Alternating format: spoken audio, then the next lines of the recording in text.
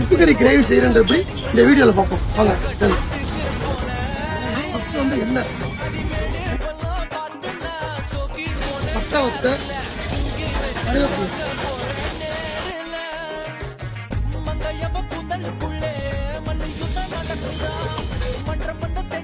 Dark brown வதங்கிடுச்சு. சரியா?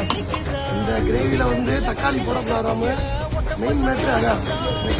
இந்த கிரேவில வந்து இஞ்சி பூ நல்லா போட்டுக்கணும்.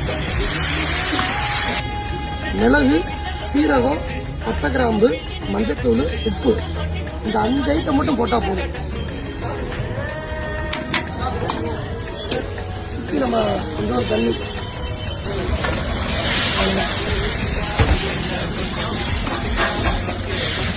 அழகா கிரேவியோட அழகா அப்படியே